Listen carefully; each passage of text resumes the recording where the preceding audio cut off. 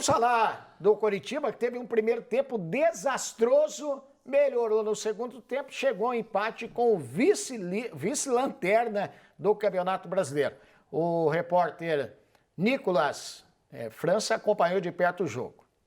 O Coritiba queria 2 vitórias seguidas dentro de casa para ficar numa situação mais tranquila na tabela. Conseguiu na pressão contra o Fortaleza, na emoção no último instante, mas neste domingo pela manhã, novamente com um ótimo comparecimento de público no Couto Pereira, apenas empatou por 2-2 com o Juventude. Poderia ser muito pior, aliás, porque depois de um primeiro tempo ruim da equipe, saiu perdendo por 2-0. Juventude logo no começo aproveitou os espaços dados pelo lado, especialmente na esquerda, ali o Guilherme Biro não estava num bom dia, fez as suas jogadas por ali e já abriu o placar com o Paulo Henrique, que colocou o time de Caxias do Sul na frente.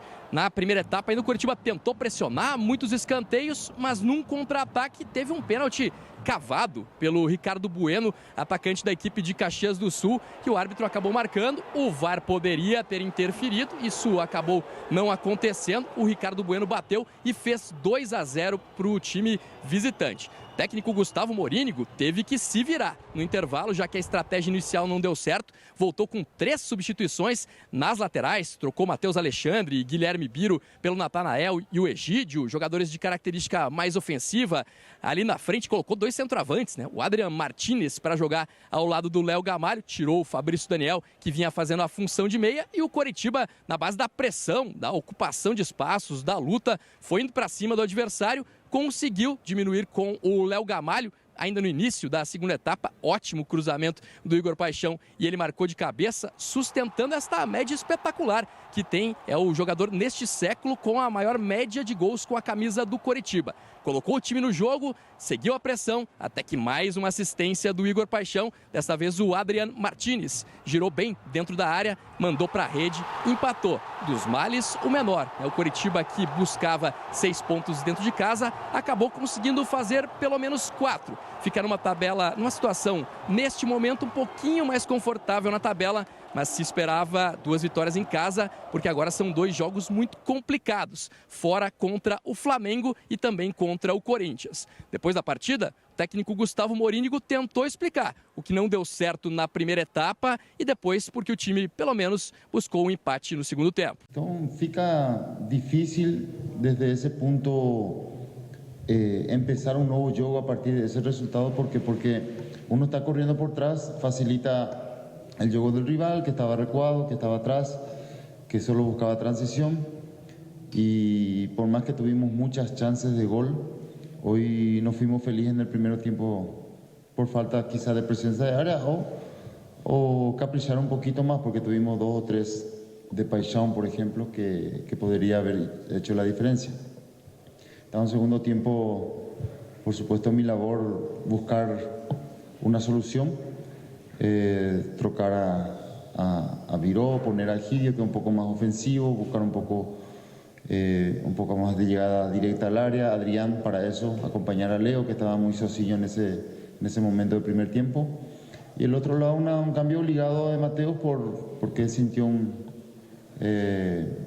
acho que fue una coxa derecha.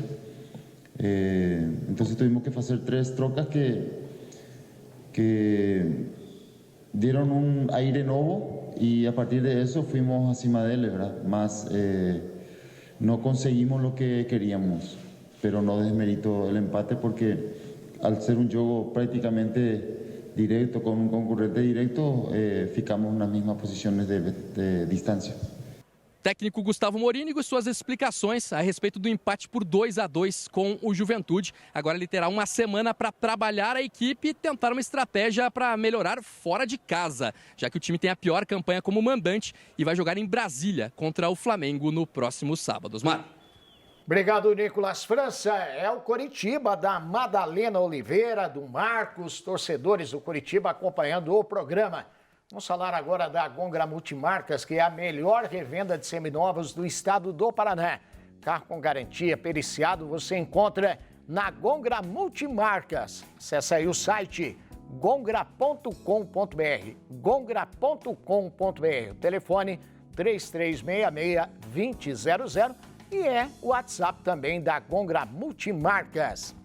Ô Marcelo Ortiz, você narrou esse jogo aí, hoje lá no Couto Pereira. Aliás, gosta de jogo 11 horas da manhã, Marcelo? Eu gosto, Osmar. Eu também acho legal. Muito legal. A gente tem um domingo mais tranquilo depois, né? É verdade. Para o torcedor é muito bom. Os atletas que muitas vezes reclamam, né? O Gil que não gosta muito. Eu gosto. Porque o Gil é assim, o Gil, se o sol não aparecer até meio-dia, ele sai no escuro mesmo de casa.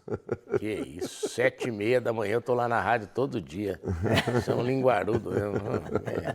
Se a pessoa, seu marido, tá escutando um negócio desse, como é que fica? Olha, O marido ficou preocupado agora. ele fica preocupado.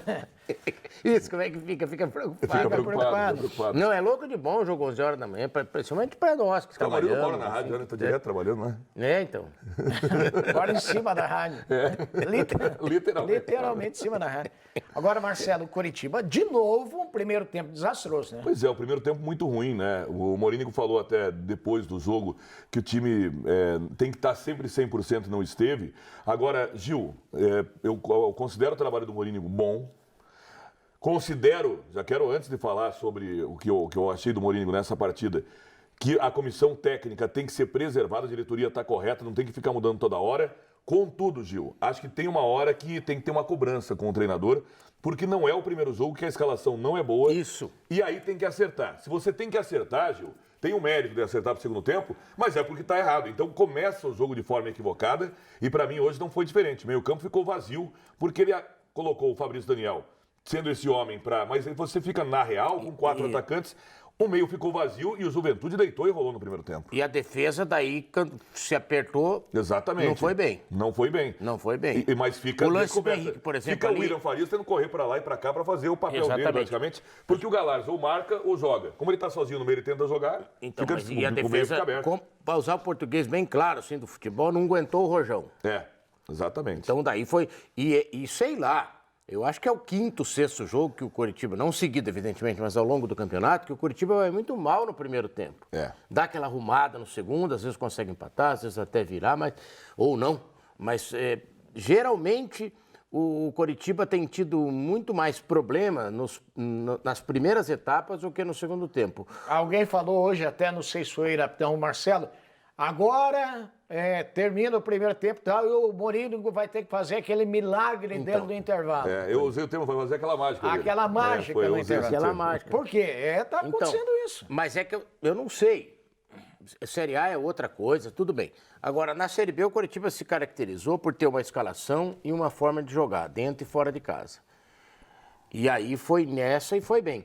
Agora, na Série A, já está mais difícil você localizar bem o padrão tático do Coritiba. E isso, naturalmente, quando você tem um time com menos craques, vamos dizer assim, é mais difícil ainda. Coritiba, você acha que ele acabou pecando um pouquinho porque ele manteve praticamente a mesma base da B, né? Não, mas eu acho que o problema... Me foge agora o nome do reforço lá, Andrei. Andrei. Essa foi a melhor contratação. do Esse Coritiba. foi uma pena, porque esse foi um baita reforço e vinha jogando muito bem. E o problema das laterais também, né? Cada hora, na direita já Agora, foi uns por 3, exemplo, 4, né, na esquerda também, o né? Matheus Alessandro não que tenha comprometido, Gil, mas o Morínigo explica que ele sentiu a coxa direita e acabou saindo. Mas quantos o machucados nós já tivemos? Então, mas o Natanael entrou e o Natanael é melhor. Provou no jogo de hoje, no segundo tempo, que é melhor. Então, o melhor tem que jogar. São essas situações, por isso que eu digo, pode ter uma cobrança, e esse é o X da questão. Por isso que eu falei no começo, Gil. Sou contra qualquer modificação durante a competição. Acho que não tem que mudar a comissão técnica. Agora, ter direito a cobrar é normal, é natural. Sim. Você tem que ter gente com condições de cobrar, de conversar com o técnico e saber o que está O acontecendo. René Simões é a melhor pessoa para isso. Exatamente, e aí você chegou onde eu ia falar. E tem gente capacitada. O René tem essa condição, tem essa capacidade, porque não vejo o problema. Esse que é o negócio no futebol, Osmar.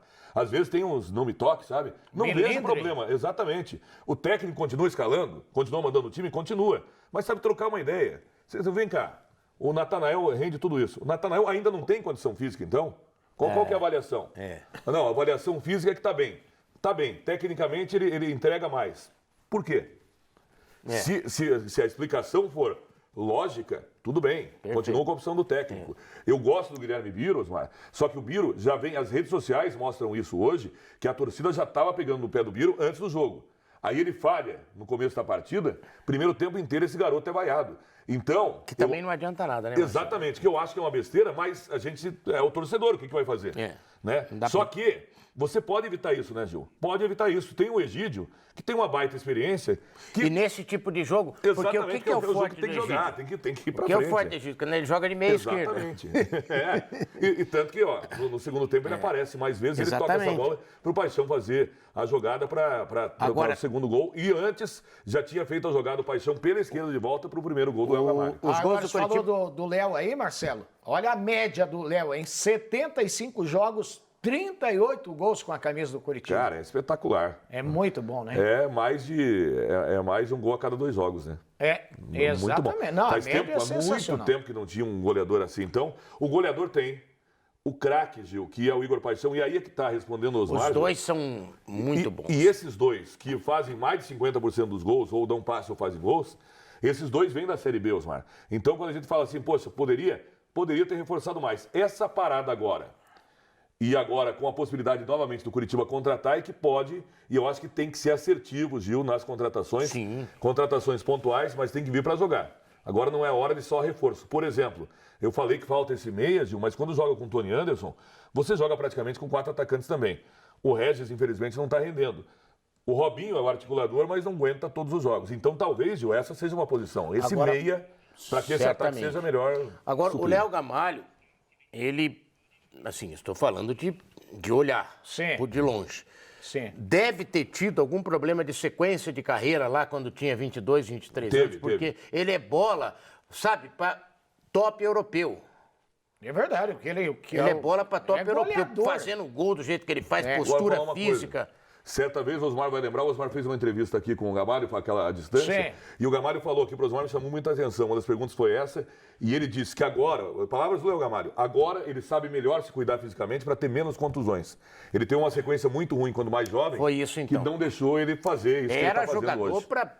Tá bem, tá seriado o Campeonato Brasileiro, muito bom. Achei legal dele que ele mesmo disse que a consciência profissional que ele tem evita mais contusões agora. Exatamente. Coisa que ele não sabia antes. É experiência, né, Osmar? Se fosse isso com 23, 24, era jogador para ter feito sucesso na Europa com tranquilidade. Coisa que a gente espera o Igor Paixão vai fazer também no futuro. E vai fazer seguramente. É muito bom jogador Igor Paixão.